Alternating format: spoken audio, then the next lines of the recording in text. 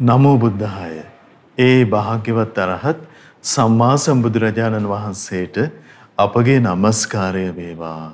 ඔබේ කලන මිතුරා ශ්‍රද්ධා රූපායනිය ඔස්සේ දහම් කැඩපත උතුම් සදහම් පිළිසඳර අද දවසෙත් ඔබට සමීප කරමින් අපේ තාම දයාවෙන් ඔබ මුණ ගැහෙනවා. ඉතින් ගුරු දෙවිඳුන් අපි පළමුවෙන් වන්දනමාන කරගනිමු. ඒ සමගම අපට අනුකම්පාවෙන් අද දවසෙත් මේ උතුම් සදහම් පිළිසඳර පිණිස වැඩමවා වදාළ ගරුතර මහා සංඝරුවන දෙපා නැමද ආදර ගෞරවයෙන් පිළිගනිමු. ස්වාමීනි අපගේ নমස්කාරය වේවා. ඉතින් අද සදහත් දායකත්වයේ පිළිබඳව දැන් අපි සිහිපත් කරගන්නම්. ඕස්ට්‍රේලියාවේ මෙල්බර්න්හි පදිංචි පින්වත් ලසන්ත මේගහපොළ මහත්මයා, ඒ වගේම දිලිනි මේගහපොළ මහත්මිය සහ ලියෝන් මේගහපොළ පුතුණුවන් යන පවුලේ පින්වන්ත හැමදෙනා සදහති දායකත්වයේ දරනවා. ඉතින් මේ පින්වන්ත හැමදෙනා සිහිපත් කොටගෙන ඒක රාශි කරගන්නවා. ඒ වගේම පින්වන්ත ඔබ හැමදෙනාමත් කැටුව අපි සූදානම් සදහම් පිළිසඳර පවත්වන්න.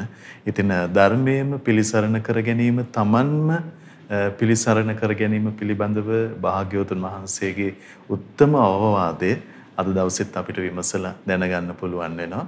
අපි අපේ පින්වත් ස්වාමින් වහන්සේ ගෞරවයෙන් නැවත වන්දනා කොටගෙන ආරාධනා කරගනිමු.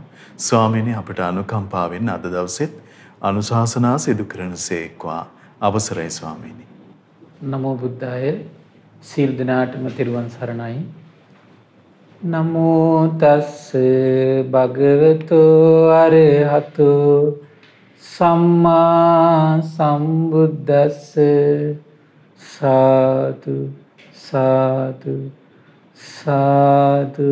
පරම පූජනීය අපගේ ගුරු දේවෝත්තම පින්වත් ලොකු ස්වාමීන් වහන්සේට අපගේ নমස්කාරය වේවා. සාදු සාදු සාදු.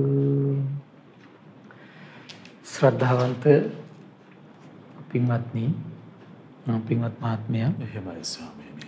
ඒතර අපි දවස් ටිකේ නිතර කතා කළේ මේ අවබෝධයට උපකාර කරන ප්‍රධාන ධර්මයක් වන බොජ්ජංග ධර්ම ගැන. එහෙමයි. ඒතර අපිට මේ යුගයේ මේක වඩන්න අපහසුතා ආවත් අපි කළ යුතු දේ පිළිබඳව හරියටම නිෂ්ඨාවටපත් වෙලා චිත්ත ප්‍රසාදයෙන් සිටිය යුතුයි. එහෙමයි ස්වාමීනි. ඒක තමයි අපි තේරුම් ගන්න ඕන කාරණේ. එතකොට අපි දැන් දේශනා දෙකකින් අපි ඉගෙන ගත්තා. එතන ලස්සන කාරණාවක් ඉස්මතු කළා බුදුරජාණන් වහන්සේ. ඒ වගේම සාරිපුත්ත මහ රහතන් වහන්සේ භාග්‍යතුන් වහන්සේ හඳුනගත්තු විදිය. එහෙමයි ස්වාමීනි. එතන හරි අසිරිමත් දෙයක් ඒක. හිත කෙලෙසන ප්‍රඥාව දුර්වල කරන යම් පංච නීවරණ නැද්ද? පංච නීවරණ හිතෙන් බැහැර කරලා එයා එහෙනම් ඉස්සෙල්ලම මහන්සි ගන්න ඕන කොහොමද? කායානුපස්සනාවේ හිත පිහිටවන්න. වේදනානුපස්සනාවේ හිත පිහිටවන්න. ඒ වගේම චිත්තානුපස්සනාවේ හිත පිහිටවන්න. ඒ වගේම ධම්මානුපස්සනාවේ හිත පිහිටවන්න මහන්සි ගන්න. එතකොට මේ මහන්සි ගනිද්දි කුමක්ද වැඩි වෙන්නේ? සති සම්පූර්ණංගේ වැඩිනවා.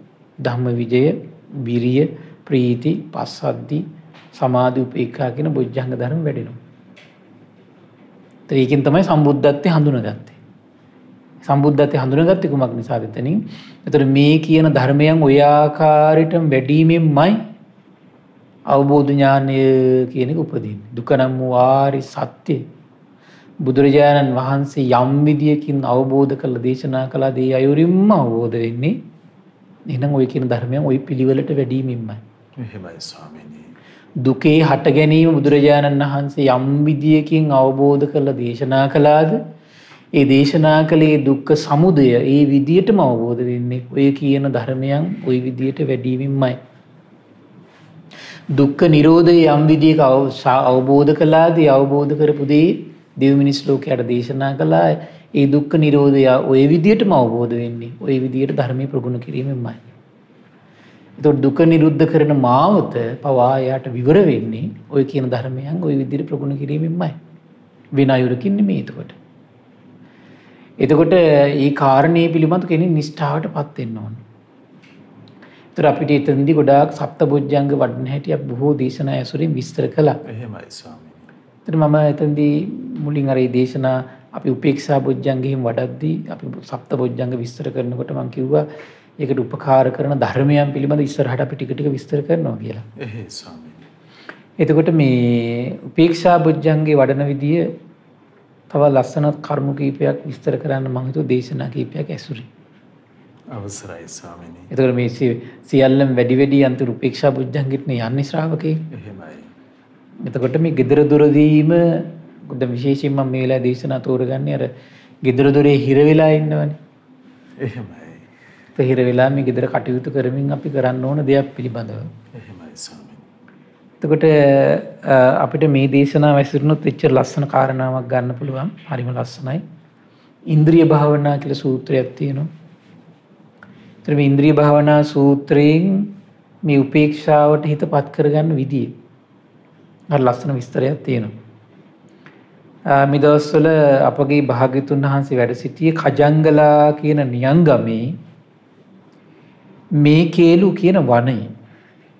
මේ කේලු එදා මේ පාරාසරීය බ්‍රාහ්මණයාට හිටිය ගෝලියෙක් උත්තර කියලා.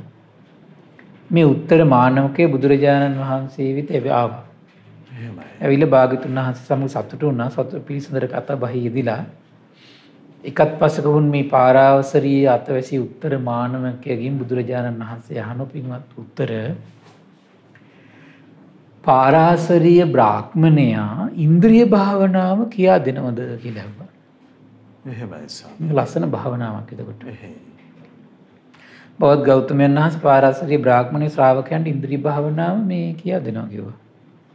පින්වත් උත්තර පාරාසරීය බ්‍රාහ්මණේ ශ්‍රාවකයන්ට ඉන්ද්‍රිය භාවනාව කියලා දෙන්නේ කොහොමද? බෞද්ධ ගෞතමයන් වහන්සේ මිහින් ඇහින් රූපයක් දකින්නේ නැත්තම් ඒක ඉන්ද්‍රිය භාවනාව කිව්වා. එහෙමයි ස්වාමීනි. ඔව් බලන්න හරි පුදුම දෙයක් දැන් භාග්‍යතුන් වහන්සේ ඉන්න කාලෙම. කනින් ශබ්දයක් අසන්නේ නැත්නම් ඒක ඉන්ද්‍රිය භාවනාවක් කිව්වා. බවත් ගෞතමයන් වහන්සේ ඔන්න ඔය විදියටයි පාරාසරීය බ්‍රාහ්මණය ශ්‍රාවකයන්ට ඉන්ද්‍රිය භාවනාව කියලා දෙන්නේ කියලා කිව්වා. දැන් ඒකට මේ පාරාසරීය බ්‍රාහ්මණය කියලා දෙන විදියට කොහොමද වෙන්න ඕන? ඇහෙන් රූප නොදක ඉන්න ඕන. ඒතර ඉන්ද්‍රිය භාවනාවක් ඒක. කනේ ශබ්ද අහන්න තියෙන ඕන ඒක ඉන්ද්‍රිය භාවනාවක්. පින්වත් උත්තර ඒක හිමනම් ඔය කියන පාරාසරීය බ්‍රාහ්මණයගේ වචනේ හැටියට අන්ධ කෙනා මේ ඉන්ද්‍රිය භාවනාව ඉතින් වඩනවනෙම. ඒ රූප පේන්නේ නැහැ නේ. එහෙමයි. ඒ කාරණා ඉස්මතු කරලා ගන්න නේද? එහෙමයි. දැන් අද වගේ යුගයකට එකනේ වෙලා තියෙන අර දැන් මෝඩ අදහසක් සමාජගත කළාට පස්සේ ඒක නුවණින් තේරුම් ගන්න ආදක්ෂ මෝඩ පිරිසක් ඉන්න ඕනේ. ඒතර මේ පිරිසත් එක්ක ඒ ගමන යන ලේසිකයි. යාර අනිවාර්යෙන් යාට අර මෝඩ පිරිස එකතු වෙනවා. දැන් උත්තර මානවිකයත් එහෙම කෙනෙක්.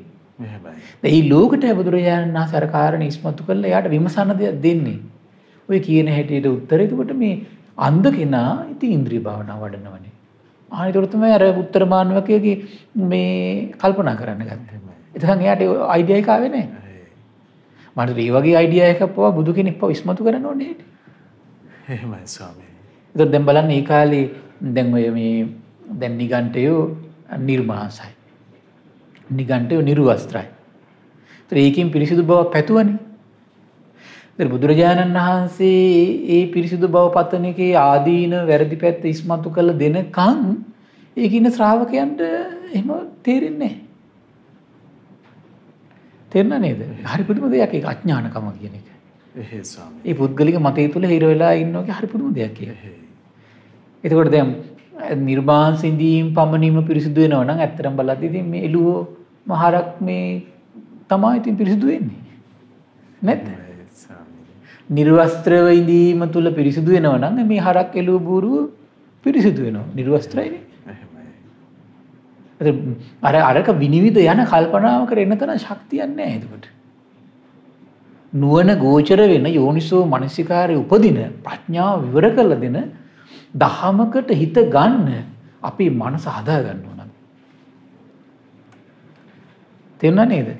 ප්‍රඥාව විවර කරලා දෙන යෝනිසෝ මනසිකාරය උපද්දලා දෙන වැරදි මඟ අතහරින්න පුළුවන් හැකියාව තියෙන ලස්සන කල්පනාවක් ඇති කර ගන්න පුළුවන් මානසික පරිවර්තනයක් මේ ජීවිතය හදන්න ඕන. එතන මේ වැඩිපුර මේ ජීවිතය අපිට කරන්න වෙන්නේ සමහරට ඒක තමයි. එහෙමයි සර්. මේ මානසික පරිවර්තනය. මොකද මේ සමාජගත වැරදි දේවල් සමාජගත වෙනවා කියලා ඒක ලෝක ස්වභාවයක් ඒක. මොකද අඥාන පිරිස ලෝකෙ ඉන්නවනේ. අපිට හැම කාලෙම ඉන්නවා. ඒ කාලෙත් හිටිය අදත් ඉන්නවා. එහෙමයි. ඒතර අපගේ ශාස්ත්‍රු ගෞතම බුදුරජාණන් වහන්සේ ජීවමානව වැඩ සිටින කාලෙම ඉන්දියාවේ ෂට් ශාස්ත්‍රවලට පිරිසක් හිටියා විවිධ මත් දරාගෙන. එහෙමයි. ඒතර අර මත දරාගෙන ඉන්න ලෝකේ ඒගොල්ලන්ගේ මතත් කියද්දී ශාස්ත්‍රුන් වහන්සේ මේ පිරිසුදු නිර්මල මේ කෙලෙස් දුරු කරවන හිත පිරිසිදු කරවන නිමල දහම දේශනා කරනකොට අර ඔක්කොම අතහැරලා දාලා මේ නිමල දහමට ආපු පිරිසක් හිටියනේ. එහෙමයි. ඒක වෙන්නේ කොහොමද කියලා එහෙම නෑ. හැබැයි අර මේ දහම ප්‍රචාරය වෙද්දිම අර මතවාද ගොඩේම ඇලිලා ගැලිලා ඉන්න පිරිසකුත් හිටියා. ඒතර ඉතින් අපිට මානසිකවල් දෙකක් පේනවා. මොකද්ද? හරි දේ ඉස්මතු වෙද්දිත් පහදින් නැති මධ්‍යස්ථ බවට ඉන්න බැරි නුවණින් විමසීමට එන්න බැරි මානසිකත්වයෙන් යුතුවයි ඉන්නවා. ඒක සසරි වැරද්ද. එහෙමයි. මොකද මේ මනස හදලා නැහැ. මේ මානසික පරිවර්තනය කළා නැහැ. ධාර්මික අදහස එනකොට ධාර්මික අදහසේ හිත පිහිටවන්න ඒකට අනුව ලස්සන කල්පනාවක් සකස් කරගන්න එයා එතෙන්ට මනසපත් කරගෙන නැහැ. ස්වාමීනි දැන් ආකල්පයක් කෙනෙක් මොන හරි යෝජනා කළොත් ඉන්නේ එහෙම ඒ කෙරෙහි මුසපත් වෙලා හැංගීමටපත් වෙනා මිසක් නුවණින් කරගන්න තියෙන කාරණාවේ අපි මේ අදක්ෂයි. එහෙමයි ස්වාමී. අදක්ෂයි. නුවණින් විමසීම කියන කාරණාව බහුල කරගන්න. බහුල කරගන්නවා. එහෙමයි. ඒක බුද්ධ ශාසනයකින් තමයි විශේෂයෙන් දිගටම කරගන්න පුළුවන්කම තියෙන්නේ. එහෙයි. එතකොට මේ දේශනාවකුත් තියෙන හරි ලස්සනයි මේ මම මේ කාරණේ පුංචක් පොඩ්ඩක් කියලා ඉන්න කියන පින්වත් උත්තර ওই විදිහට බලද්දී අන්ධ කෙනා තමයි ඉන්ද්‍රිය මේ වඩන්නේ. එහෙමයි. ඒ අන්ධ කෙනා රූප දකින්නේ නැහැ. ඒ වගේම බිහිරික තැනත්තා තමයි ධර්මයේ ඉන්ද්‍රිය භාවනාව වඩන්නේ. පින්වත් උත්තර අන්ධ කෙනා ඇසින් රූප දකින්නේ නැහැ නෙමෙයි. බීරි කෙනා කනින් ශබ්ද අහන්නේ නැහැ නෙමෙයි. මෙහෙම කියනකම් අර උත්තරට මොළේ පාවිච්චි කිරීමක් තිබ්බේ නැහැ. දැකනේ. මෙසේ වදාරට පස්සේ රාතවැසි උත්තර මානවකය පාරාසරිය අතවැසි උත්තර මානක නිශ්ශබ්ද වුණා, හැකරුණා, ඇඟපට පහළට හරව ගත්තා. දැන් මූණේ යටට හරවගෙන වැටහීම් රහිතව දැන් ඉන්න මෝඩය වගේ. ඊට පස්සේ බුදුරජාණන් වහන්සේ මේක දැකලා මේ හරි ලස්සන කාරණාවක් පින්වත් ආනන්ද මේ පාරාසරිය බ්‍රාහ්මණයා ශ්‍රාවකයින්ට ඉන්ද්‍රිය භාවනාව කියලා දෙන්නේ වෙනත් ආකාරයකට. ඒ වගේම පින්වත් ආනන්ද බුද්ධ ශාසනයේ අනුත්තර ඉන්ද්‍රිය භාවනාව වෙනත් විදියක් කිව්වා. දැන් අරයට කියන්න බෑ. දැන් අරය ඔක්කොම කඩාගෙන වැටලා ඉන්නේ. එහෙමයි ස්වාමීනි. හරි පුදුම දෙයක් ඒකනේ. විමස ගන්න බැරුව. විමස ගන්න බෑ. මේ යෝනිසෝ මනසිකාරය ගැන කියද්දි හරි ලස්සන මට තැනක් හම්බුණා මේ සංයුත්තනික අංගුත්තර නිකායේ පළවෙනි පුත්තහන්සේගේ මේ නාහම්බික්කවේ අඤ්ඤං ඒක ධම්මම්මි සමනුපස්සාමි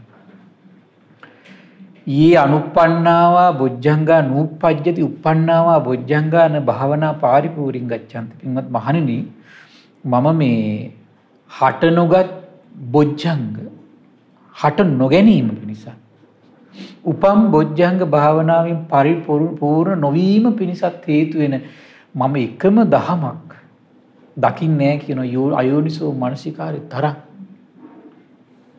එච්චර මේ අයෝනිසෝ මනසිකාරය කියන එකෙන් මොකද වෙන්නේ? අවබෝධයේ පිණිස මනසේ අවශ්‍ය කරන කුසලතා නැති කළ දාන. එහෙමයි. අයෝනිසෝ මනසිකාරය තරම් වෙන මොකුත් මම දකින්නේ නැහැ කියන.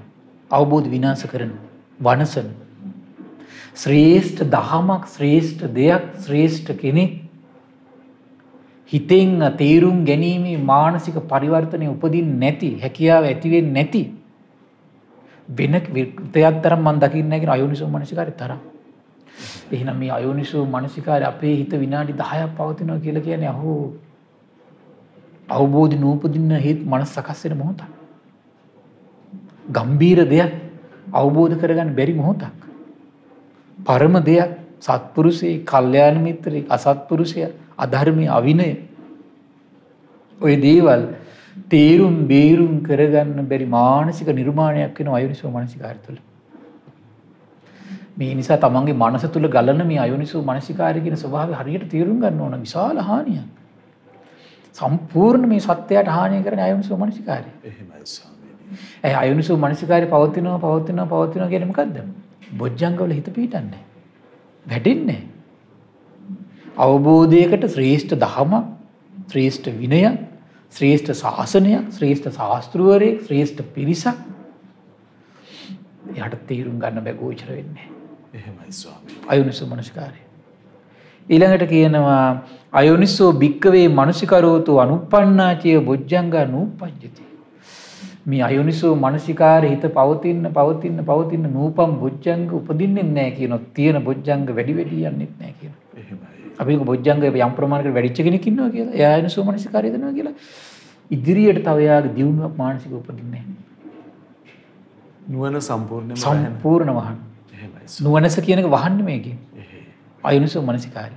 අකුසල රාශි වෙන ආකාරයෙන් කල්පනා කිරීම ස්වාමී. අකුසල වැඩෙන විදිහට කල්පනා කිරීම. එහෙමයි. හරි පුදුමයි ඒක. ඊළඟට කියන නාහම් භික්කවේ අඤ්ඤං ඒක ධම්මම්පි සමනුපස්සාමි යේන අනුප්පන්නාවා බොජ්ජංගා උප්පජ්ජති.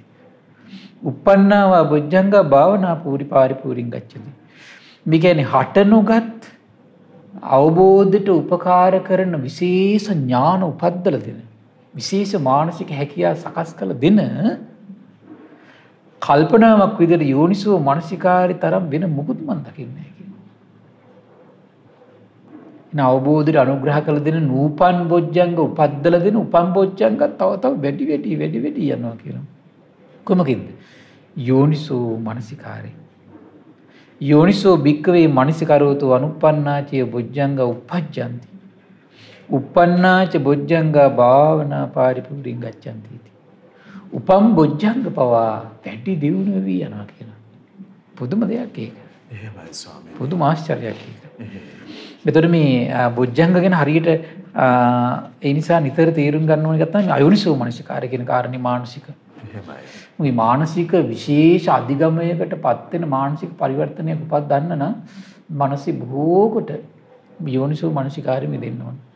බුදු ගුණ, දහම් ගුණ, සංඝ ගුණ, අනුස්සති ඊළඟට කියනවා නම් මෛත්‍රිය, කරුණා, මුදිතා, උපේක්ෂා භාවනා අරමුණු කළ ගුණේ පවාසී. කළ ගුණ පවාසී කරන එක. එහෙමයි සර්. චතුරාර්ය සත්‍ය සිහි කරන එක, පටිච්චසමුප්පාද සිහි කරන එක, සතර සතිපට්ඨාන සිහි කරන එක. ඒ ඔක්කොම යෝනිසෝ මනසිකාරයට අයිති. එහෙමයි. අනිත්‍ය අරමුණු සිහි කරන එක මේ සෑම අරමුණක්ම දැන් ඔය ගිරිමානන්ද සූත්‍රයේදී අනිත්‍ය සංඥා, අනාත්ම සංඥා, අසුභ සංඥා, ආදීනව සංඥා, පහාන සංඥා, නිරෝධ සංඥා, එහෙමයි. විරාග සංඥා ඒ ඔක්කොම අයිති වෙන්නේ යෝනිසෝ මනසිකාරයට. එහෙමයි. සමහර අය ඉන්නවා දහම් දැනුම ඇති කරගෙන Tamanට ඕන හැටියට පුද්ගලික දේවල් කල්පනා කර කර ඉන්නවා. ඒක යෝනිසෝ මනසිකාරය නෙමෙයි. එහෙමයි ස්වාමීනි. ඒක යෝනිසෝ සමහර අයගේ ඕකට කියන්න පුළුවන් අර ක්‍රියේටිව් මයින්ඩ් කියලා කියන්න පුළුවන් නිකන් අර නිර්මාණශීලී මානසිකත්වය. එහෙමයි. ඒකෙන් කෙලෙස් මේ සිඳලා දාන්නේ. ලස්සන කල්පනා ඉතින් මෝඩ මිනිස්සුත් එකතු වෙනවා. ඒක වෙනම කතාවක්. ඒතර මේ හරි ලස්සන කාරණාවක් තියෙනවා මේ මිනිඳු රාජ ප්‍රශ්න පොතේ හරිම ලස්සනයි. මගේ මුලින් ඉඳන් පුංචි කාරණා ටිකක් පැහැදිලි කරන්නම්. මේ දැන් මිනිඳු රාජ රජතුමාට මේ නාගසේන කියන මහරහතන් වහන්සේ මුණ ගැහුණාට පස්සේ මේ දානෙට ආරාධනා කළා. දැන් මේ මිතුමාට ගොඩක් ප්‍රශ්න තිබුණා. එහෙමයි ස්වාමී. ඒතර මිනිඳු රාජ රජතුමා කොච්චර මේ ධර්මයේ විනය කියවල තියෙනවද කියනවනම් පුදුම විදියට ඒ කාලේ ඉන්න සංඝයා හොයාගෙන ගිහින් විවිධ ප්‍රශ්න අහනවා. බර හරස් ප්‍රශ්නත් අහනවා. එහෙමයි. ඒතකොට නිරවු කරගන්න හදවතින් උමනාවක් තිබ්බා. එහෙමයි. සමහර සංඝයා මේ යනවා කියනවා මේ මේ ප්‍රදේශ දාලා.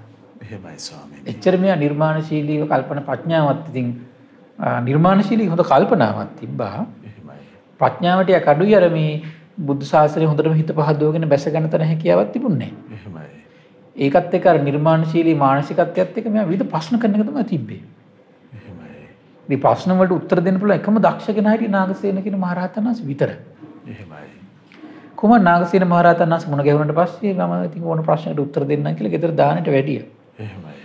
දානෙන් පස්සේ ඊට පස්සේ අනිත් සියලු සංඝයාට වස්ත්‍ර යුගල බැගින් පූජා කළා. නාගසේන මහරහතන් වහන්සේ තුන් සිවුරු පූජා කළා. එහෙමයි. ඊට පස්සේ කියනවා ස්වාමීන් නාගසේන වහන්සේ භික්ෂුන් වහන්සේලා 19ක් සමග මෙහි වැඩ සිටිනසේක්වා. අවශේෂ භික්ෂුන් වහන්සේලා වඩනසේක්වා කියලා කිව්වා. ඊට පස්සේ මිනිඳු රජතුමා දානේ වළඳලා නාගසේන මහරහතන් වහන්සේ ගාව අසුනින් වාඩි වෙලා ළඟ අසුනක ඉඳගෙන වාඩි වෙලා අහනවා ස්වාමීන් නාගසේන වහන්සේ අප කතාබස් කළ යුත්තේ කුමන කරුණු ගැනද කියලා ඇහුවා. ඊට පස්සේ මහරජාණනි අපි අර්ථවත් කතාවෙන් ප්‍රයෝජන ඇති අය. ඒ නිසා අර්ථවත් කතා බහක් ඇති වේවා කියලා කිව්වා. එහෙමයි. ඊට පස්සේ කියනවා ස්වාමීන් නාගසේනන් වහන්සේ නුඹ වහන්සේලාගේ පැවිද්දේ අර්ථය මොකක්ද කියලා ඇහුවා එන. ඉස්සෙල්ලම අහපු ප්‍රශ්නේ. පැවිද්දේ අර්ථය මොකක්ද? නුඹ වහන්සේලාගේ පරමාර්ථය මොකක්ද කියලා පැවිද්දේ. හරි ලස්සනයි කියනවා මහරජාණන් දුක නිරුද්ධ කිරීමයි කියන. කායිකව හටගන්න දුකක් ඇද්ද මානසිකව හටගන්න දුකක් ඇද්ද? දුක් ඇද්ද දුම්නස් ඇද්ද තැවුල් ඇද්ද අඬා වැටීම් ඇද්ද ශෝක ඇද්ද පරිදේව ඇද්ද? මේ දුක නිරුද්ධ කිරීම අන්‍ය දුකක් නූපදින්නේද? තියෙන දුක නැති වෙලා යන්නේද? මත්තේ දුකක් නූපදින්නේද? අන්නේ ස්වභාවයට මනසපත් කරගන්න කියන අපි පැවිදි. මහරජාණන් අපගේ පැවිදි තිබෙන්නේ ඔය අර්ථයටයි කියන. අපගේ පරමාර්ථය කෙලෙස් රහිත බව පිරුණුවම් පෑමටයි කියලා කියනවා. ඔන්න දීපු උත්තර. කිම ස්වාමීන් වහන්සේනන් වහන්සේ සියල්ලෝම ඔය අර්ථයටද පැවිදි වෙන්නේ කියලා ඇහුවා. එහෙමයි. සියල්ලෝම ඔය අර්ථයටද මේ ලෝකෙ පැවිදි වෙන්නේ කියලා ඇහුවා. නැහැ මහරජාණන්. කිසියම් කෙනෙක් ඔය අර්ථයට පැවිදි වෙනවා කිව්වා. තව කෙනෙක් රජයට බිය වෙලත් පැවිදි වෙනවා කිව්වා. රජෙන් යම්මයි මේ කාලේ මොනවා හරි අකටයුතුකම් කරලා රජෙන් මේ දඬුවම් විඳින්න ලැබෙයි කියලා බුද්ධ ශාසනය පැවිදි වෙනවා කිව්වා. තව කෙනෙක් සොර සතුරු බිය නිසාත් පැවිදි වෙනවා කිව්වා. එහෙමයි. තව කෙනෙක් ණය ගෙවා ගන්න බැරුවත් පැවිදි වෙනවා කිව්වා.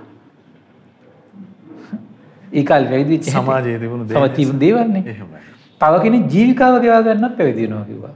අදත් තියෙන සමහරලාට. එහෙමයි. ඒ කාලෙත් තිබුණ අදත් තියෙනවා එතකොට. නමුත් යමෙක් මනාකොට පැවිදි වෙත් නම් ඇත්තටම රජතුමනි පැවිදි වෙන්න ඕන දුක නිරුද්ධ කරගන්නයි කියලා කිව්වා. එසේනම් නුඹ වහන්සේ වාර්තෙන්ද පැවිදි වුණේ කියලා කිව්වා. රජතුම හරස් ප්‍රශ්න අහන කෙනා. මේ නිසා තමයි ඒ කාලේ හිටපු සංඝයා මගේ හැරලා යන්නේ. ඊට පස්සේ මහරජාණන් මන්නම් කුඩා කාලේදී පැවිදි වුණේ කිව්වා. මේ අර්ථය සඳහා පැවිදි වෙන්නේ මේ යන කරුණ එකල මම දැන හිටියේ නෑ කිව්වා. හැබැයි මට ඒත් උදාර අදහසක් තිබිලා තියෙනවා. මොකද්ද? මේ ශාක්‍ය පුත්‍ර ශ්‍රමණයන් වහන්සේලා හරි ඥානවන්තයිනේ. ඒ වගේම හොඳට හික්මවනවානේ. ඉතින් උන්වහන්සේලා විසින් හොඳට හික්මවන ලද පැවිද්දක් ලැබෙනව නේද කියන අර්ථයෙන් තමයි කියන මම පැවිදි වුණේ. හැබැයි දැන් මම මේකේ අර්ථය හොඳට දන්නවා කියනවා. ස්වාමීන් නාගසේන දක්ෂ වනසේක කියලා කිව්වා. හරි ආශ්චර්යයි නේ. ඊට පස්සේ අහනවා ස්වාමීන් නාගසේනයන් වහන්සේ මරණයටපත් වූ ඇතැම් කෙනෙක් මේ මරණයටපත් වෙන කට්ටිය පිළිසිඳ ගන්නවද කියලා ඇහුවා. ආයෙ උපදිනවද කියලා ඇහුවා. ඊට පස්සේ කිව්වා මරණයටපත් වෙන සමහර අය උපදිනවා කිව්වා සමහර අය උපදින්නේ නැහැ කියලා කිව්වා. මොනවා දෙරි තමයි ලස්සන මේ කතා සල්ලාවේ හටගන්නේ. මරණයටපත් වෙන සමහර කට්ටිය උපදිනවා සමහර කට්ටිය උපදින්නේ නැහැ කිව්වා. මහරජාණනි ඊට පස්සේ කිව්වා මේ කෙලෙස් සහිත වූ සත්වයෝ පිළිසිඳ ගන්නවා කිව්වා. නිකලෙස් පුද්ගලයෝ පිළිසිඳ ගන්නේ නැහැ කිව්වා. එහෙනම් දැන් අපි මෙහෙනම් මේ ජීවිතය ඉපදුනේ කුමක් නිසාද එහෙනම්? කෙලෙස් ස්වභාවය. කෙලෙස් සහිතව මැරිච්ච නිසා. එහෙමයි ස්වාමී. ආයු උපදිනොත් ඉපදින්නේ කුමක් නිසාද? කෙලෙස් සහිතව මැරුණොත් ආයු උපදිනවා. කෙලෙස් සහිතව ඉපදුනොත් ආයි උපදිනවා. ඒක තමයි ස්වභාවය. ඊට පස්සේ කියන එසේනම් ස්වාමීන් වහන්සේ ඔබ වහන්සේ ආයි උපදිනවද කියලා ඇහුවා. ඔබ වහන්සේ ආයි උපදිනවද කියලා ඇහුවා. මහරජාණනි ඉතින් මම කෙලෙස් සහිතව මිය ගියොත් උපදීවි කිව්වා. ඊට පස්සේ උපාදාන රහිතව මිය ගියොත් මම පිළිසඳ ගන්නෑ කිව්වා. බලන්න හරි ආශ්චර්යයි. තමන්ගේ ගුණෙත් ඉස්මතු කරන්නේ නැතුව උත්තරේ දුන්නා. එහෙමයි ස්වාමීනි. තමන් නිකලස් කියලා කිව්වෙත් නෑ. රත්නමත් ව්‍යංගාතෙන් එහෙම මොකද්ද? ඔබ වහන්සේ නිකලස්ද නැද්ද? ආය උපදිනවද නැද්ද කියලා නෙවෙයි. එහෙමයි. ඊට පස්සේ නාගසිර මහරහතන් වහන්සේ ගානට උත්තරේ දුන්නා මොකද්ද? ඉතින් මම ඉතින් කෙලෙස් සහිතව මේ පරිලෝකියොත් උපදීවි. නිකලස්ලා හිටියොත් එහෙම පිරුණා ආය උපදින්නේ නැහැ කිව්වා. එහෙමයි. ඔබ වහන්සේ දක්ෂ වෙනසේක කිව්වා. ඊට පස්සේ මේ තුමා ලස්සන ප්‍රශ්නයක් අහනවා. මේ අද මේ ඉන්න අයට නම් මේ වගේ ලස්සන ප්‍රශ්න ඇති වෙනවද කියලා හිතා ගන්න බෑ. එහෙමයි. ස්වාමීන් නාගසේනයන් වහන්සේ දැන් ඔබ වහන්සේ මේ පිළිසිඳ ගන්න කතාව කිව්වනේ. ඒ වගේම පිළිසිඳ නොගන්න කතාව කිව්වා. මේ පිළිසිඳ නොගන්නේ මේ යෝනිසෝ මනසිකාර නිසාද කියලා ඇහුවා. රජතුමා දැන් බුද්ධ දේශනා කියවල යෝනිසෝ මනසිකාර ගැන අහනවනේ. එහෙමයි. දහනවනේ මම මේකම ධර්මයක් දකින්නේ මේ යෝනිසෝ මනසිකාරය තරම් විද්‍යාවෙන් සාක්ෂාත් කරගන්න. රත්තුමහන ස්වාමීනි නාගසේනයන් වහන්සේ මේ පිළිසිඳ නොගැනීම පිණිස යෝනිසෝ මනසිකාරය තරම් මේ යෝනිසෝ මනසිකාරයෙන් දව කෙලික් පිළිසිඳ නොගන්නේ. නෑ මහරජාණන් යෝනිසෝ මනසිකාරය විතරක් නෙමෙයි කිව්වා. ප්‍රඥාව නිසා අන්‍ය වූ කුසල් දහම් නිසා තමයි කිව්වා කෙනෙක් පිරිනිවිල යන්නේ. නූපදින්නේ. ස්වාමීනි ප්‍රඥාවයි යෝනිසෝ මනසිකාරය කියන්නේ එකක්ද දෙකක්ද කියලා ඇහුවා. ඊට නැහැ මහරජාණන් මනසිකාරය කියන්නේ වෙන එකක් ප්‍රඥාව කියන්නේ වෙන එකක් කියලා ඇහුවා. අත්ම ඇහුවා මොකද්ද යෝනිසෝ මනසිකාරයයි ප්‍රඥාවයි කියන්නේ දෙකක්ද කියලා ඇහුවා. ඊට පස්සේ කිව්වා මේ මනසිකාරය කියන්නේ එකක් ප්‍රඥාව කියන්නේ තවත් එකක්. ඊට පස්සේ කිව්වා මහරජාණනි මේ ඉලු බැටළුවන්ටත් මනසිකාරය තියෙයි කිව්වා. එහෙමයි. ඉලු බැටළුවන්ටත් මනසිකාරය තියෙයි කිව්වා. සත්තුන්ටත් මනසිකාරය තියෙනවා. හැබැයි ප්‍රඥාව නැහැ කිව්වා. ප්‍රඥාව නැහැ කිව්වා. එහෙමයි. ස්වාමීන් නාගසේන දක්ෂ වනසේක ස්වාමීන් නාගසේන යනස මනසිකාරයේ ස්වභාවය කුමක්ද ප්‍රඥාවේ ස්වභාවය මොකක්ද කියලා ඇහුවා. ඕන ලස්සන වචනේ. එහෙමයි.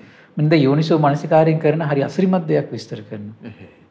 මහරජාණනි මනසිකාරයේ ස්වභාවය තමයි කිව්වා මේ යමක් ඒක රාශී කිරීම. කියන්නේ මනසේ ස්වභාවයනේ මහත් දැන් බලන්න හොඳට මනස දිහා මනස විවිධ අරමුණු ඔස්සේ වැగిරෙනවනේ. එහෙම එකක් තියෙනවනේ හිත ඇතුලේ. එහෙමයි ස්වාමීනි. ඒතර කාම අරමුණු ඔස්සේ වැగిරෙනවා, දේශය ඔස්සේ වැగిරෙනවා, නිදිමත අලසකම ඔස්සේ වැగిරෙනවා. ඊට හිත විසිරෙනවා, ඒ ඔස්සේ වැగిරෙනවා, සැක සංකා ඇති වෙනවා, ඒ ඔස්සේ වැగిරෙනවා. ඒතර වැగిරෙන හිත ඒක රාශී කරලා තියන්නේ කොහොමද? යෝනිසෝ මනසිකාරය. ඒක යෝනිසෝ මනසිකාරය කරන්න කියලා කියන්නේ. එහෙමයි ස්වාමීනි. වැగిරෙන මනස වළක්වන්නේ කොහොමද? දැන් අසුබේ හිත හිතා ඉන්නකොට රාගය ඔස්සේ වැగిරෙන හිත වැగిරෙන්නේ නැතුව යනවා. මෛත්‍රිය හොඳට මානසික නැවත මානසිකාරය කරනකොට ද්වේෂය ඔස්සේ වැగిරෙන හිත වැగిරෙන්නේ නැතුව යනවා. එහෙමයි ස්වාමීනි. මුදිතාව නිරන්තරයෙන් මානසිකාරය කරනකොට ඊර්ෂ්‍යාවට යන්නේ අරතියට යන්නේ නැහැ. ඒක නවතිනවා. එහෙමයි. ඊළඟට කරුණාව සිටිවිලි නිරන්තරයෙන් උපද්දනකොට හිංසාවට යන්නේ. අවිහිංසාවේ හිත පිහිටලා තියෙනවා. එහෙමයි. නෑ මේ කුසල අරමුණේ හිත පිහිටන්න යෝනිසෝ මනසිකාරය අනුග්‍රහ කරනවා. ස්වාමීන් වැగిරෙන හිත කියලා භාවිතා කරා. දැන් මම ඒක තේරුම් ගන්න කිව්වේ. එහෙමයි සර්. අර මොකද සමහර කට්ටිය දැන් මේ මානසික ස්වභාවය ඒකේ භාගතුන් වහන්සේ පවා මේ ධර්මයේ කියලා කියන්නේ අපේ ආධ්‍යාත්මික ජීවිතේ තියෙන දේවල්නේ. එහෙමයි. ඒ තියෙන දේ ලෝකෙට ඉස්මතු කරනකොට ඒක එකිනෙකාගේ හිත සංවේදී වෙන වචනේ භාෂාවයි. එහෙමයි සර්. මම වෙලාවේ වැగిරෙන හිත කියලා පාවිච්චි කළේ ඒ නිසායි. ස්වාමීනි දැන් වැగిරෙන හිත යහපත් අරමුණේ ඒක රාශි කරාම ඒක කරන්නේ යෝනිසෝ මනසිකාරය. එහෙමයි ස්වාමීනි. කරන්නේ යෝනිසෝ මනසිකාරය. යෝනිසෝ මනසිකාරය උමනා කරන්නේ ඒ නිසායි. ඒතරේ වැగిරෙන හිත යෝනිසෝ මනසිකාරයේ කාලයක් කරලා වැగిරෙන ස්වභාවය සංසිඳනකොට තමයි සති සම්පජන්ණි පිළිටන්න පටන් ගන්නේ. එහෙමයි ස්වාමීනි. දැන් කල්පනා කරලා බලන්නකෝ දැන් අපි ධර්ම ශ්‍රවණයට එනකොට ප්‍රශ්නයක් පිටනම් ආවේ ධර්ම ශ්‍රවණයට ඇටෙන්ෂන් එක අවධානය තියාගන්න මහන්සි ගත්තට තියෙන්නේ අර මනස අර ඔස්සේ වැగిරෙනවා. ඒතර එයාගේ මේ වෙලාවට මේ තියෙන සිහිය එයාට තියාගන්න බැරි වුණේ අර වැగిරෙන ගතිය නිසා. එහෙමයි ස්වාමීනි. ඒතර මේ වැగిරෙන ගතිය එහෙනම් නතර කරන්නේ කොහොමද? යෝනිසෝ මනසිකාරය. හරි ප්‍රයෝජනයක් ස්වාමීනි. එතකොට යහපත් සාසන ඒකනේ භාගතුන් දේශනා කළේ. දැන් මුලින්ම මේ දේශනාව විස්තර කළේ මේ බොජ්ජංග නූපදින්න ප්‍රධාන හේතුව අයෝනිසෝ මනසිකාරය කියලා. එහෙමයි සර්. දැන් බලන්න දැන් ප්‍රශ්නයක් පිට ආවනම් මේ වෙලාවේ සිහිය පිහිටන්නේ නැහැ. කුමක් නිසාද? අයෝනිසෝ මනසිකාරයට යනවා. ප්‍රශ්න පිට කරගෙනවනේ හිත. එහෙමයි සර්. ඕක නතර කර ගන්න ඕන තමයි යෝනිසෝ මනසිකාරය වඩලා.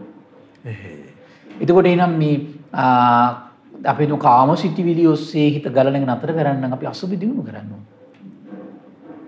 ඊළඟට ව්‍යාපාදයේ ඔස්සේ හිත ගලන එක නතර කරන්න අපි මෛත්‍රිය වඩන්න ඕන. එහෙමයි. හිංසනයේ ඔස්සේ යන්නේක අපි නතර කරන්න අපි කරුණාව වඩන්න ඕන. අරතිය ඔස්සේ යන්නේක ඊර්ෂ්‍යාව ඔස්සේ යන්නේක නතර කරන්න අපි මුදිතාව වඩන්න ඕන. එහෙමයි. මට දේශනාව මේ ළඟදී හම්බුණා සම්පූර්ණ මේ ආශාව කියන එක නැති කරනවා කියන උපේක්ෂාවයි. එහෙමයි ස්වාමීනි. උපේක්ෂාවයි. සතර බ්‍රහ්ම විහරණ ගැන කියද්දි කියනවා. ඒතර ආනාපාන සතිය වඩන්න ඕන විවිධ විතරක උපදින එක වළක්වන්න. විතරක ඔස්සේ ගලන එක නවතිනවා ආනාපාන සතිය ටික ටික හුරු කරනකොට. ඒ මානසිකාරය පවත්වනකොට. එහෙමයි. බලන්න යෝනිසෝ මානසිකාරයක අසරිය. ඒතර යෝනිසෝ මානසිකාරයෙන් ශ්‍රාවකේ කාලයක් නැවත නැවත මේ හිත පන්නර කරන්න ඕන. ඒක නිකන් මේ වගේ අර මේ දැන් බලන්න මේ ලස්සන උපමාවක් තියෙන භාග්‍යතුන් වහන්සේගේ මේ රත්තරන් මහ පොළොවෙන් ගන්නවා. එහෙමයි. මේ ගත්තු ගමම්ම මේ ආභරණ හදන්න බෑනේ ඕකේ. ආභරණ හදන්න බෑ. එහෙමයි. මොකද කරන්න ඕන කියලා විස්තර තියෙන දේශනාවේ හරි ලස්සනයි උපමා. එතකොට මේ රත්තරන් ඉස්සෙල්ලා මොකද කරන්නේ? මේ ලොකු ලොකු පස්කුලි අයින් කරනවා. ඊට පස්සේ පුංචි පුංචි ඒවා අයින් කරනවා. ඊට පස්සේ සෝදනවා. ඊට පස්සේ මොකද කරන්නේ? ඕවේ දාලා රත් කරනවා. කර්මන්නේ කරලා ගන්නවා කියනවා. මහා 1000ක් තුල පිච්චිලා නිර්මාණය වෙන පිරිසුදු රත්තරන් තමයි විවිධ හැඩතල දාලා ඕන දෙයකට හැඩ ගන්නවලා හදන්න පුළුවන් මේ උපදාලා ගන්න පුළුවන් රත්තරන් බවට පත් වෙන කෝවට දැම්මට පස්සේ. එහෙමයි. ඒ වගේ තමයි හිතත්. එහෙමයි. සීලයෙන් වඩලා යෝනිසෝ මනසිකාරයෙන් මේ හිත පන්නර කරලා රත් කරලා මේක පිරිසිදු කරලා ගන්න ඕන. එහෙමයි සාම. එතකොට මේ අර රත්තරන් කෝවේ දාලා පිරිසිදු කරන්නේ යම්සේද? දැන් මහ පොළොවෙන් පස් ගන්නේ යම් මේ රත්තරන් ටික ගන්නේ යම්සේද? මේ අපි අර දුස්සීල භවෙන් අපි එන්න ඕන ඉස්සෙල්ලා. එහෙමයි ස්වාමීනි.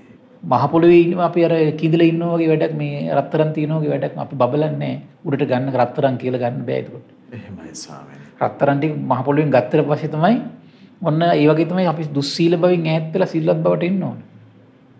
සිල්වත් භූමියට පැමිණෙන්න ඉන්න ඕන. සුල්ලත් භූමියට ඇවිල්ලා ඊට පස්සේ මොකද කරන්නේ? මේක යෝනිසෝ මනසිකාරය නම් කෝවේ දාලා මේක පුච්චන්න ඕන. ගුණයට පැමිණෙන්න ඕන. අනිවාර්යෙන්. එහෙමයි. අසුභය හිත හිතා, මෛත්‍රිය හිත හිතා, කරුණාව හිත හිතා, මුදිතා සහගත හිත හිතා, උපේක්ෂා වඩන සිටිවිලි හිත හිතා, අනුස්සිත හිතමින් ඊළඟට සතර අනිත්‍ය භාවනා හිතමින් ඒව හිත හිතා කෝවේ දාලා මේ අපේ මානසිකත්වයේ අර පෙරලිලා තිබිච්ච විපරීත වෙච්ච අයෝනිසෝ මනසිකාරයෙන් භ්‍රාන්ත වෙලා තිබිච්ච අර දියාරු වෙවි තිබිච්ච විවිධ දේවල් ඔස්සේ මේ ගලගලා තිබිච්ච හිත අපි පුච්චලා ගන්න ඕන මෙහාට. එහෙමයි. එතකොට තමයි ඒක රාශී වෙන්නේ. එහෙමයි. එතකොට හිංසාව ඔස්සේ යන්නේ ලීසියෙන්, ඊර්ෂ්‍යාව ඔස්සේ යන්නේ, ද්වේෂය ඔස්සේ යන්නේ, ක්‍රෝධය ඔස්සේ යන්නේ, වෛරය ඔස්සේ යන්නේ, රාගය ඔස්සේ යන්නේ. පිහිටි සිහියෙන් ඇහින් යමක් පරිහරණය කරනවද පිහිටි සිහියෙන් එයා ඉන්නවා. එහෙමයි ස්වාමීනි. කණේ යමක් පරිහරණය කරනවද පිහිටි සිහියෙන් ඉන්නවා. බණ ටිකක් අහන්නවත් අර සිහිය පිහිටවගෙන යට ඉන්න පුළුවන්. එහෙමයි. සිහිය පිහිටවගෙන ඉන්න පුළුවන්. ඒතර යා සිහිය පිහිටවගෙන යා කාලයක් ඉන්නකොට අන්න එයාගේ දැන් සිහිය වැඩෙනවා. එහෙමයි. බලන්න ඒක කරලා දුන්නේ කොමකින්ද? යෝනිසෝ මනසිකාරය. එහෙයි. යෝනිසෝ මනසිකාරය. දැන් අන්න කියන්නේ මානසිකා යෝනිසෝ මානසිකාරයේ ස්වභාවය තමයි මොකද්ද? ඒක රාශී කරනවා. ස්වාමීනි දැන් කවර අරමුණකින් හරි අපි දීර්ඝව අපිට පුරුදු වුණොත් මෛත්‍රියෙන් සිත ඒක රාශී කරගෙන ඉන්න ඒත් සියලු අවස්ථාවේ අපේ සිහිය වැඩිලා යනවා. අනිවාර්යයෙන්. එහෙමයි ස්වාමී. සිහිය වැඩෙනවා. එහෙයි. ඕනම අනුස්සති අරමුණකින් වේවා, සතර බ්‍රහ්ම විහරණ වේවා, සතර සතිපට්ඨාන වේවා, අනිත්‍ය වේවා, ගිරිමානන්ද සූත්‍රයේ තියෙන ඕනම සංඥාවකින් හිත ඒක රාශී වෙනවා. ඒක සත්‍යයක්. පරම සත්‍යයක්. එහෙමයි. ආය වෙන දෙයක් නැහැ. එහෙයි. ඒකමයි අද ඒක අදාහගත්තා කියන්නේම ශාස්ත්‍රුන් වහන්සේගේ අවබෝධය අදාහගත්තා කියන එකයි. එහෙමයි. ඒක අදාහගන්න බැරුණා කියන්නේ භාගතුන් වහන්සේගේ අවබෝධය අදාහගන්න බෑ කියන්නේ. පරම සත්‍යයක් ඉච්චරයි. එහෙමයි ස්වාමීනි. ඊට පස්සේ කියනවා ප්‍රඥාවි ස්වභාවය තමයි කියනවා අර ඒක රාශී වෙලා එක්තැන් වෙලා තියෙන හිතේ තමයි ඉපදීම දුකක් කියන වැටහීම උපදින්න පටන් ගන්නේ. එහෙමයි. ජරාව දුකක් කියන මේක ආර්ය සත්‍යයක් කියන වැටහීම උපදින්න පටන් ගන්න ඒක රාශී වෙච්ච හිත ඇතුලේ. වැగిරෙන්නේ නැති හිතේ. ඉපදුණු සිහිය සහිත හිතේ. එහෙම නැතු උපදින්නේ නැහැ. එහෙමයි ස්වාමීනි. දුක නම් වූ ආර්ය සත්‍යයේ ඒ සෑම අංගයක්ම මේක ආර්ය සත්‍යයක් මේක දුකක් කියන වැටහීම ඥානය ඇස උපදින්න පටන් ගන්න අර ඒක රාශී වෙච්ච මනස තුලයි. එහෙමයි. ඒතර ඒකට කියන ප්‍රඥාව.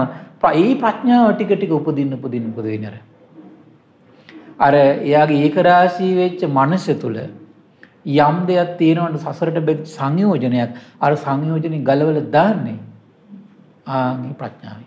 එහෙමයි ස්වාමී. එනම් බලන්න ප්‍රඥාවෙන් කරන්නේ කොහොමද සසරට බඳින සංයෝජනේ ගලවන එක. එතකොට මේ ප්‍රඥාව පිහිටන්නේ කොතනද? ඒක රාශී වෙච්ච මනස තුල. ඒතර මනස ඒක රාශී කරන්නේ කොමකින්ද? යෝනිසෝ මනසිකාරය. එහෙමයි ස්වාමීනි. මේක හරියට තේරුම් ගන්න ඕනේ. එහෙයි. යෝනිසෝ මනසිකාරය කොච්චර ආශ්චර්යයක්ද නේ? එහෙමයි. යෝනිසෝ මනසිකාරයේ තියෙන ආශ්චර්යය. ඒතර මේ කියන මේ ඉන්ද්‍රිය භාවනා මේක පවා වැඩිම කියන මේ දැන් මේ දේශනාවේ තියෙන විදිහට මේ ඉන්ද්‍රිය භාවනා වැඩිම තියෙන තනිකර සිහිය උපදිච්ච කෙනෙකුට. සිහිය උපදිච්ච නැති කෙනෙකුට මේ දේශනාව සංවේදී වෙන්නේවත් නැහැ. ස්වාමීනි ප්‍රඥාවෙන් බන්ධන සිඳින්නේ කොහොමද දැන්? විමර්ශනයට අරගන්නවද කාම? සිහිය කියන එක දියුණු වෙච්ච කෙනාට ප්‍රඥාව කියන එක පිහිටන. එහෙමයි. ප්‍රඥාව කියන එක පිහිට කෙනාට හිතේ කෙලස් ගැලවෙනවා. එහෙමයි. එහෙම එකක් තියෙනවා. එහෙයි. ප්‍රඥාව පිහිටියට පස්සේ ඒක නිකන් මේ වගේ. අපි හිතමුකෝ දැන් ඔන්න අඳුරේ ඉන්න කාමර අපි හිතමු ගෙදරක ඔන්න අඳුරේ ඉන්නවා. එහෙමයි. දහවල් අපි හිතමුකෝ දැන් සාමාන්‍ය මේ හඳත් නැති සම්පූර්ණ කරුත් නැති වෙලාව ගත්තොත් සම්පූර්ණ අඳුරේනේ. එහෙමයි. වලවල් පේන්නේ නැහැ, ගෙවල් පේන්නේ නැහැ, කඳු පේන්නේ නැහැ, වතුර තියෙන තැන් පේන්නේ නැහැ, වල සත්තු ඉන්නවද පේන්නේ මොකක්ද පේන්නේ නැහැ. එහෙමයි. ආලෝකය උදා කියනකොට උතන මොකද වෙන්නේ? ඔක්කොම පේන අනුතුරු පේනෝනේ යාට. එහෙමයි ස්වාමීනි. ආන්ගේ වගේ තමයි ප්‍රඥාව උපදිනකොට. එහෙයි. ප්‍රඥාව උපදිනකොට අර දුක නම් ආරි සත්‍ය දුකේ හට ගැනීම නැතිවීම මාර්ගය ඔක්කොම යාට ඉස්මතු වෙනවා. එහෙමයි. ඉස්මතු වෙන්නේ කොමන මනසේද? ඒක රාශී වෙච්ච මනස. එහෙමයි. ඒක රාශී වෙන්නේ කොහොමද? යෝනිසෝ මනසිකාරය. එහෙමයි. අහන්නේ ඒකයි. ඒතර යෝනිසෝ මනසිකාරයෙන් ඒක රාශී වෙනකොට සති සම්පජාන්නේ පිහිටනවා. සති සම්පජාන්නේ පිහිටනකොට කියන්නේ සති සම්පොජ්ජංගේ පිහිටනකොට ධම්මවිජය වැඩෙනවා. එහෙමයි ස්වාමීනි. ධම්මවිජය වැඩි වෙනකොට ඒ නියම වීරිය සම්පොජ්ජංගේ වැඩෙන පටන් ගන්න එතකොට. ඒතර යා ප්‍රඥාවෙන් කෙලෙස් හිඳ ජීවිතය ගත කරන කෙනෙක්. මේ ආර්ය ඉන්ද්‍රිය භාවනාවෙත් සම්පූර්ණ කියන්නේ ඒ සිහිය වැඩිච්ච කෙනෙක් කරන දෙයක් ගැන කියන්නේ. එහෙමයි. සිහිය නැති කෙනෙක් ගැන නෙමෙයි. එහෙයි. දැන් මේක අපි ඊටු පොඩ්ඩක් කතා කරලා ඉමු. මෙතන කියන මේ මානසිකාරය යමක් ඒක රාශී කරන්නේ කොහොමද කියලා අහනවා ස්වාමීනි. එහෙමයි ස්වාමීනි. ප්‍රඥාව යමක් සිඳ බිද්දවන්නේ කොහොමද කියලා අහනවා. උපමාවක් කියන්න කියන. මහරජාණනි ඔබ යවමිටි දන්නවද කියලා අහනවා. එසේ ස්වාමීනි යවමිටි දන්නවා කියනවා. එහෙමයි. තුමිය දැන් අද අපි ගොයන් ගත්තොත් එහෙමයි ස්වාමීනි. යවන ගොයන් නෙලන උදවිය මිටි සකසන්නේ කොහොමද කියලා අහනවා. ස්වාමීනි පළමුවෙන් වම් අතින් ගොයම් මිටි අල්ල ගන්නවා කියනවා. වම් අතින්. එහෙමයි. මේ අතින් ගොයම් මිටි අල්ල ගන්නවා. එහෙයි. ඒ වගේම කියන දකුණු අතින් දෑකැත්තගෙන සිඳී කියනවා. දැන් බලන්න වම් අතින් ඒක රාශී කරන්නේ නැතුව සිඳින්න ගියොත් ලේහිද අමාරුද? අමාරුයි. සිඳින්න බෑ බෑනේ. එහෙමයි අමාරුයි ස්වාමී. ආන්න ඒක. එහෙනම් එතනම තේරෙනවා එහෙනම් ඒක රාශී කරන්නේ නැතුව සිඳින්න බෑ. එහෙමයි. ඔය වගේ තමයි මනස නීවරණයන්ගෙන් ඒක රාශී කරන්නේ නැතුව මනස මේ කෙලෙස් සිඳින්න බෑ. එහෙමයි. ඒක රාශී කරන්න ඕන. එහෙයි. ඒක රාශී වෙච්ච මනස තමයි සිහිය පිහිටන්නේ. එහෙයි. දැන් මේ වෙලාවේ වුණා මනස ඒක රාශී නැත්තම් මේ කියන කාරණා සංවේදී වෙන්නේ නැහැ. එහෙමයි. සංවේදී වෙන්නේ නැහැ. හිත පිහිටන්නේ. එහෙයි. එතකොට එහෙනම් මේ චූටි ඒක රාශී බවට පවා මනසේ මේ පරිවර්තනය වෙලා තියෙන යෝනිසෝ මනසිකාරයත් එක්ක. එහෙමයි. යෝනිසෝ මනසිකාරයත් එක්ක. එහෙයි. ඊට පස්සේ කියන මහරජාණන් යවමිටිය අතින් අල්ලාගෙන දෑකැත්ත දකුණු අතින් ගෙන යව සිඳින්නේ යම්සේද ඒ අයුරින්ම මහරජාණනි දහමේ හැසිරෙන ශ්‍රාවකයා හෙවත් යෝගාවචර තෙමි මානසිකාරයෙන් මනස අල්ලාගෙන ප්‍රඥාවෙන් කෙලෙස් සිඳ දානවා කියනවා. එහෙමයි. හරි පුදුම දෙයක් ඒක. මේ කාරණාවත් හිතට ගන්න මේ යෝනිසෝ මනසිකාරයෙන් අප කොච්චර මේ රැකවරණයක් ලබනවද කියලා. එහෙමයි ස්වාමී. මේ කාරණේ. එහෙයි. මෙසේ මහරජාණන් එකට එක්කොට ගැනීමේ ස්වභාවය මනසිකාරයයි කියනවා. සිඳ බිඳ දැමීමේ ස්වභාවය ප්‍රඥාවයි කියලා කියනවා. එහෙමයි. එනස් කෙලෙස් සිඳින සංයෝජන සිඳින ප්‍රඥාව මනසක් තුළ උපද්දන්න එහෙනම් එයාට කුමක්ද අවශ්‍ය වෙන්නේ? අනිවාර්යෙන් සිහිය උපදින්න ඕන. සිහිය උපදින්න මොකද වෙන්න ඕන? අර වැగిරෙන මනස හරියට මෙහාට කැළඹි යන මනස ඒක රාශී වෙන්න ඕන. එහෙමයි ස්වාමී. ඒක රාශී කරන්නේ කොහොමද? යෝනිසෝ මනසිකාරය. යෝනිසෝ මනසිකාරය. එහෙමයි. ඒ භාගතුන් වහන්සේගේ අර දේශනාවේ තියෙනවා මෛත්‍රිය කෙනෙක් ටිකක් වඩලා කෑ ගහලා කියනවා නම් මම මෛත්‍රිය වැඩුවා අයියෝ මගේ හිත දේශයෙන් යට වෙනවා කියලා එහෙම කියන්න එපා කියනවා. එහෙමයි. භාගතුන් වහන්සේ අභූතෙන් චෝදනා කිරීමක් කියනවා. ධර්මයට අභූතෙන් චෝදනා කිරීමක් කියනවා. කුමක් නිසාද පින්වත් මහණේ මෛත්‍රී බොහෝ කොට වඩයිද? යානාවක් කොට වඩයිද? යානාවක් කියලා කියන්නේ යානාවෙන්නේ ගමන්ම යන්නේ නැගලා. එහෙමයි ස්වාමී. ඒ කියන්නේ මෛත්‍රිය එතකොට තියෙන්න ඕනේ හැමතිස්සෙම නැගලා ඉන්න තැනක් විදියට. තරහ නැති භවයේ හැමතිස්සෙම පිහිටලා ඉන්න කෙනෙක් වෙන්න ඕනේ. එච්චරට මෛත්‍රිය වඩපු කෙනෙක් ඉන්නවද? ඒක තමයි කියන ද්වේෂයේ නිදහස් වෙන මාවත එකයි කියන්නේ. එහෙමයි ස්වාමීනි. ද්වේෂයේ නිදහස් වෙන මාවත. ඒ කියන්නේ එයාගේ මෛත්‍රිය වඩා ද්වේෂය විසිරෙනවා නම් එයා දැනගන්න ඕන මගේ මෛත්‍රිය වැඩිලා මදි. එහෙමයි සත්පුරුෂ කෙනා එතෙන්ටයි එන්නේ. එහෙමයි ස්වාමීනි. ධර්මයක් සැක කරන්නේ. එහෙයි. ඊළඟට මුදිතාව වඩා දිත අර්ථයට යනවා නම් ඒක නා තේරුම් ගන්න ඕන. එහෙනම් මේ මගේ තාම මුදිතාව වැඩිලා මදි. ඒතර යා ධර්මයේ වැඩිවීමට න්‍යායයි එන්නේ. එහෙයි. ඊළඟ කරුණාව වඩපු කෙනා හිංසාවට යනවා නම් එයා හිතනවා තාම මගේ කරුණාව වැඩිලා මදි. එහෙමයි. උපේක්ෂාව වඩපු කෙනා රාගෙට හිත යනවා නම් එයා තේරුම් ගන්න ඕන මගේ තාම උපේක්ෂාව වැඩිලා මදි. එහෙමයි ස්වාමීනි. ඒතකොට එයා කොහොමද කරන්නේ? නැවත නැවත සතර බ්‍රහ්ම විහරණ තුල හිත පිහිටනවා. එහෙමයි. ධර්මයට සැක කරන්නේ. ධර්මයට අභූතෙන් චෝදනා කරන්නේ. මේ මානසිකත්වය මේ ජීවිතේ නිර්මාණය කරන්න ඕනේ. මොකද මේ ජීවිතය මේ මානසිකත්වය නිර්මාණය කළේ නැත්නම් ශාස්ත්‍රුන් වහන්සේ ධර්මයට ගරහනේ අසත්පුරුෂ අර සිතවිල්ල හිතේ තියාගෙන නම් මැරෙන්නේ. එයා සංසාරෙදිත් අර ධර්මය අතාරී තෙරුවන් අතාරී. එහෙමයි ස්වාමීනි. හැමතිස්සෙම ධර්මයේ සත්‍ය බව මනසට කාවත් ගන්න ඕනේ. ධර්මයේ සත්‍ය බව මනසට කාවත් ගන්න ඕනේ. එහෙමයි. තමන්ගේ වීරිය අඩු බව මනසට කාවත් ගන්න ඕනේ. එහෙමයි ස්වාමීනි. මේක අර කාලයක් පුරුදු කරන ප්‍රමාණයනේ මේක ප්‍රතිඵල තියෙන්නේ. ඔබට මහත්ය අහන්නේදී ස්වාමීනි ඉතින් හරි අනුපිළිවෙල ප්‍රතිපදාවක් දැන් අපේ තුල තියෙන රාගය තරහ මේවා ඉස්මතු වෙනකොට අපි කලබලයටත්පත් වෙනවනේ. ඒ නමුත් ස්වාමීනි ඉවසීමෙන් යෝනිසෝ මනසිකාරයේ මේ පිහිටීම තුලින් අපිට මේවා මැඩපවත්වන්න තියෙන අවස්ථා අනිවාර්යයෙන්ම. මේක යෝනිසෝ මනසිකාරයෙන්මයි මැඩපවත්තලා තියෙන්නේ. මනස ඒකරාශී කරන වෙන ඔප්ෂන් නැහැ. එහෙමයි ස්වාමීනි. ඒ මනස තමයි යෝනිසෝ මනසිකාරයෙන් ඒකරාශී කරන්නේ නැතුව සිහිය දියුණු වෙලා ප්‍රඥාවක් උපදින්නේ නැහැ. එහෙමයි. ඒක ඒ ස්වභාවය තමයි මේ ජීවිතය ඇති කරගන්නේ නැත්නම් මේ ජීවිතත් අනතුරේ සසරෙත් අනතුරේ. එහෙමයි. ඒ නිසානේ දැන් හැමතිස්සෙම බාහිරින් මේ පිළිසරණක් හොයනවනේ. මේ සතිපට්ඨාන ගැන අහනවා, බොජ්ජං ගැන අහනවා, යෝනිසෝ මනසිකාරය ගැන අහනවා. ශ්‍රද්ධාවේ පිහිටන්නේ. එහෙමයි. ශ්‍රද්ධාවේ පිහිටන්නේ. එහෙයි ස්වාමීනි. ඒක ශ්‍රද්ධාවේ පිහිටන්නේ නැති නිසා මොකද වෙන්නේ? ඊට පස්සේ විවිධ ගැටලු වලට අහු වෙනවා එයා. අධර්මයට අහු වෙනවා. එහෙමයි. අධර්මයට අහු වෙනවා. එහෙමයි ස්වාමීනි. බලන්න භාග්‍යවතුන් දේශනා කළා එකයි මෙතනදී පින්වත් ආනන්ද මේ පාරාසරිය බ්‍රාහ්මණයා එතකොට මේ ඉන්ද්‍රිය භාවනාව කියලා දෙන වෙන විදියක් කිව්වා. ඒ වගේම ආනන්ද මේ බුද්ධ ශාසනයේ අනුත්තර වූ ඉන්ද්‍රිය භාවනාව තියෙන වෙන විදියක. හරි පුදුමයි දැන් ඉන්ද්‍රියන් ගැන සිහිය පිහිටව භාවනාවක් කරන්න පුළුවන් හතර ඉරියව්වෙන්. එහෙමයි ස්වාමීනි. හැබැයි සිහිය තියෙන්න ඕන. මනස ඒක රාශී බව තියෙනවා. දැන් අර මේක අපි කතා කළේදී. එහෙමයි. ඒ මනස ඒක රාශී බව රැඳිලා නම් තියෙන්නේ එයාට මේ ඉන්ද්‍රිය භාවනාව කරගෙන යන්න පුළුවන්. ඒකයි මම අර ඒ කාරණේ මුලින්ම ඉස්මතු කළේ. එහෙමයි ස්වාමීනි. ඊට පස්සේ කියනවා භාග්‍යතුන් වහන්සේ මේ සුසුසු කාලයයි. සුගතයන් වහන්සේ මේ සුසුසු කාලයයි ස්වාමීනි බුද්ධ ශාසනයේ යම් අනුත්තර වූ ඉන්ද්‍රිය භාවනාවක් ඇද්ද? අනිත් ස්වාමීනි කියලා දෙන සීක්වා. භාග්‍යතුන් වහන්සේගෙන් අහලා භික්ෂුන් වහන්සේලා මතක තබා ගන්නම් කියලා කිව්වා. එහෙමයි. ඊට පස්සේ ඒ විලාප දුරෙන් දේශනා කළා එහෙනම් පින්වත් ආනන්ද සවන්‍යම ආහන නුවණින් මෙනෙහි කරන්න.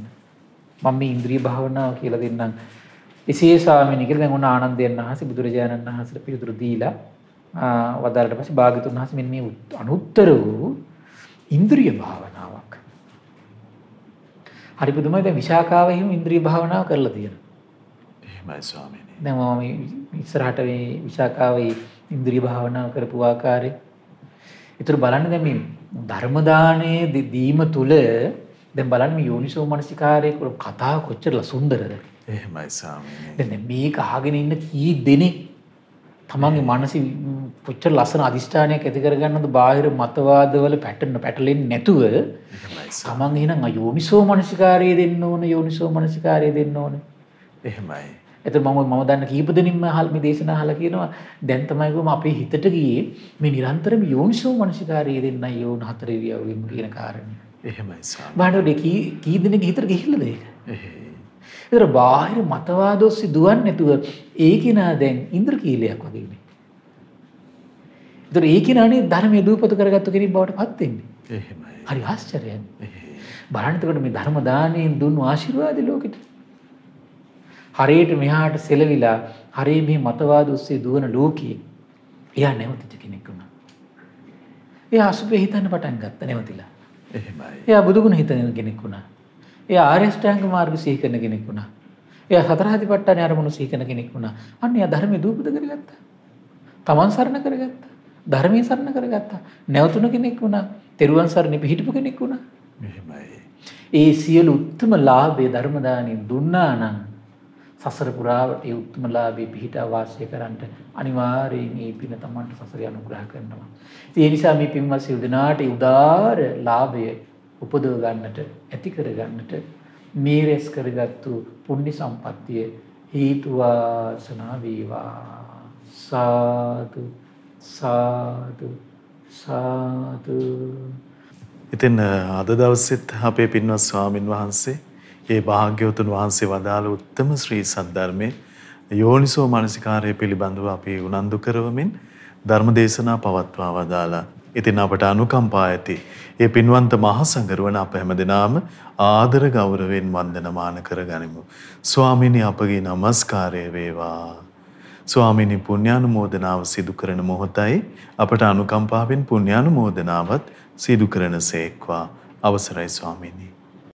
පින්වත්නි අද දින දහම් කැඩපත ධර්ම දේශනාව සඳහා අනුග්‍රහය දරන්නේ ඕස්ට්‍රේලියාවේ මෙල්බර්න් පදිංචි පින්වත් ලසන්ත මීගහපොළ මහතා, ඒ වගේම දිලිනි මීගහපොළ මහත්මිය සහ ලියෝන් මීගහපොළ පුතුණුවන් ඒක රාශී වෙලා ඉතින් මේ රැස් කරගත් උදාාර පුණ්‍ය සම්පත්තිය ගටිකාර බ්‍රහ්මරාජයා, සහම්පති සනන් කුමාර බ්‍රහ්මරාජයා, සක්දෙවිඳුන්, සතරවරන් රජදරුවන්, සෙම්පත් දෙවිවරු, ඉෂ්ඨකාමී දෙවිවරු, ප්‍රදේශ භාර පළාත් භාර දෙවිවරු මේ පින් අනුමෝදන් වේවා. ඒ වගේම සුමන සමන් දිව්‍ය රාජයා, ආලවක දෙවියන් මේ පින් අනුමෝදන් වේවා. ඒ වගේම සම්බුද්ධ ශාසනය හිත කැමති සියලු දෙවිවරුන්ටත් මේ පින් අනුමෝදන් වේවා. ආයුෂයෙන්, වර්ණයෙන්, සැපයෙන්, බලයෙන් වැඩේවා. දිව්‍යංගී දෙහැමි රැකවරණේ පරම පූජනීය ගුරු දේවයන් වහන්සේට මහා සංඝරුවනට සලසා දෙත්වා දෙවියෝ තුන් ධර්මය අවබෝධ කරගනිත්වා කියලා සාදු කියලා පින් අනුමෝදන් කරන්න. ඒ වගේම රැස් කරගත් උදාාර පුණ්‍ය සම්පත්තිය පරම පූජනීය කල්යාණ මිත්‍ර ගුරු දේවයන් වහන්සේට මේ පින් අනුමෝදන් වේවා. මහා සංඝරුවනට, අනගාരികා මෑණිවරුන්ට, උපාසක දරුවන්ට මේ පින් අනුමෝදන් වේවා.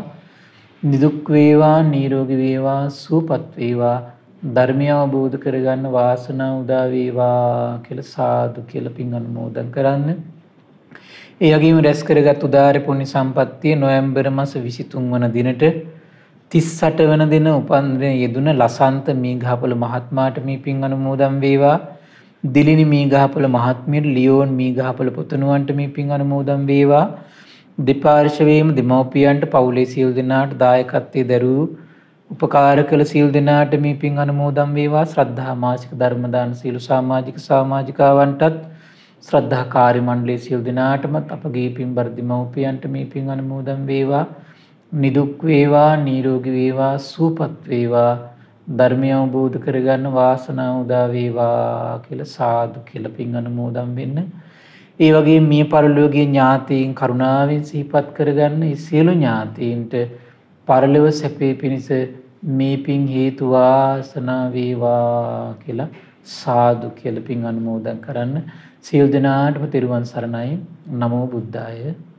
ඉතින් යෝනිසෝ මනසිකාරය ඇති වෙන විට ප්‍රඥාව පහළ වෙන ඒ උත්තම සම්බුද්ධ භාෂිතයන් පිළිබඳව අද දවසේ අපි ශ්‍රවණය කළ ඒ ශ්‍රී සද්ධර්මයේ ශ්‍රද්ධා රූපවාහිනිය ඔස්සේ ලෝකයට දායාද කොට ගනිමින් මේ මොහොතේ ධර්ම දානමය පින්කම ලෙසින් අප රැස් කරගත් මහත්ඵල මහානිසංස උත්තම පුණ්‍ය ධර්මය නොලහාම අපගේ පින්වත් ස්වාමින්ද්‍රයන් වහන්සේටත් අනුමෝදන් වේවා. පුණ්‍යානුමෝදනාවෙන් පින්වන්ත මහා සංඝරුවන සුවපත් වේවා. අපගේ පින්වත් ස්වාමින්ද්‍රයන් වහන්සේට උතුම් චතුරාර්ය සත්‍ය ධර්මයේම අවබෝධ වේවා. සාදු සාදු සාදු.